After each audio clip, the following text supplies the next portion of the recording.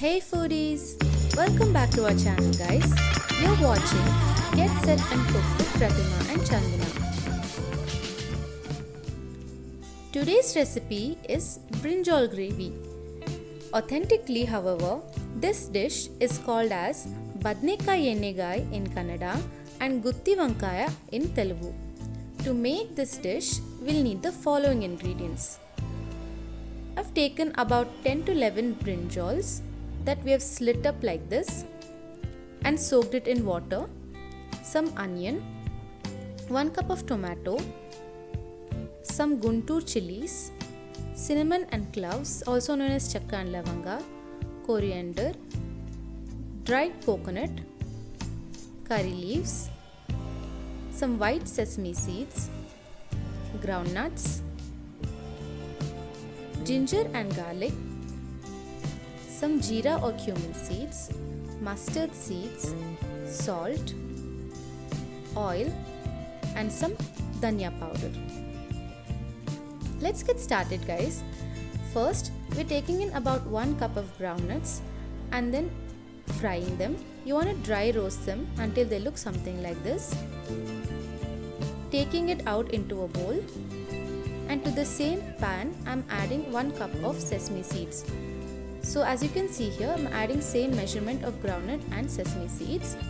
Once these seeds pop and they smell good, we'll add that into a mixie jar. So I have taken out the skins of the groundnut here and I've added them into the mixie jar.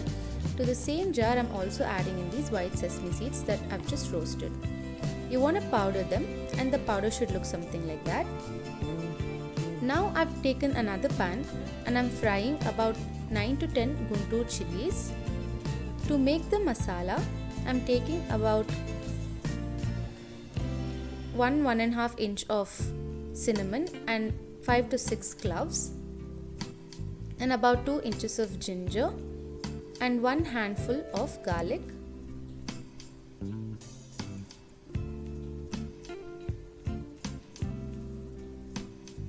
To this I'm also adding in dry coconut, about 3 to 4 tablespoons.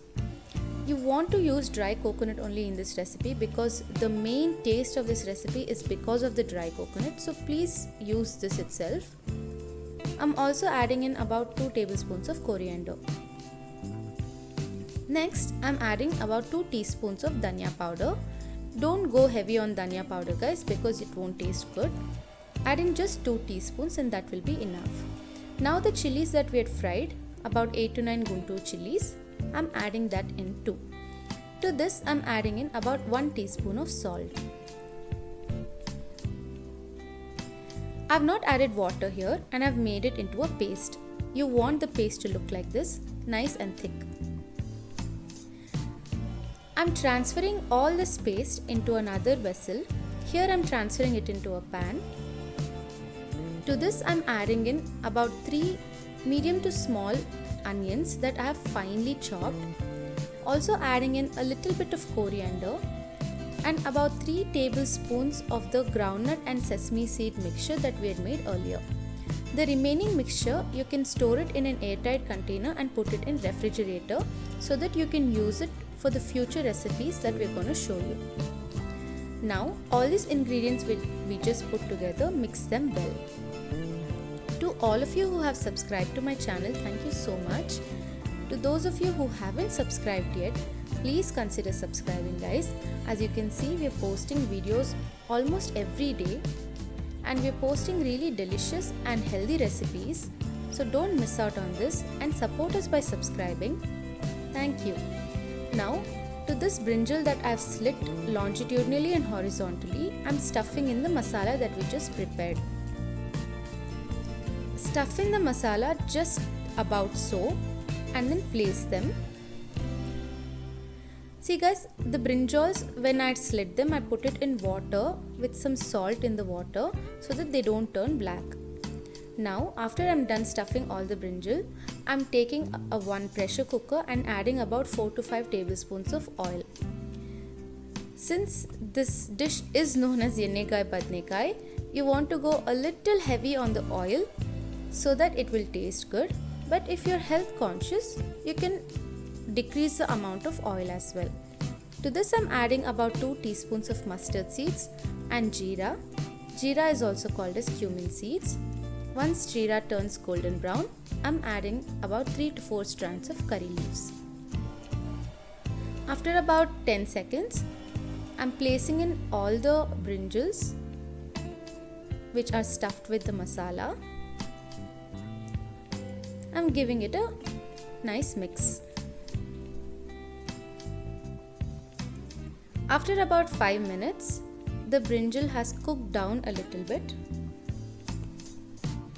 Give it a gentle stir so that the brinjal won't break apart. To this I'm also adding in about 1 medium-sized tomato and then giving it a nice stir. Guys, you want to use tender brinjals here.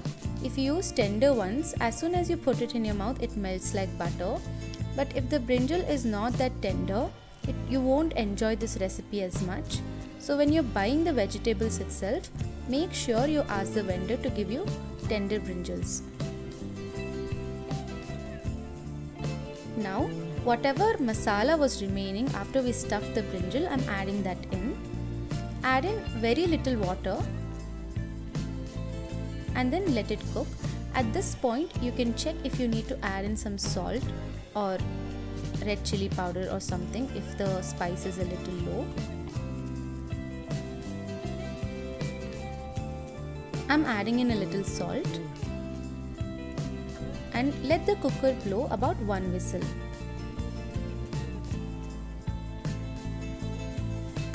Look here guys, once the cooker is steamed out, it looks like this. I'm checking in to see if the brinjal has cooked. It's cooked perfectly. This is a delicious recipe. Tastes great with chapati and jolad roti and rice as well. The combination of jolad roti and yennegai badnekai is a match made in heaven literally.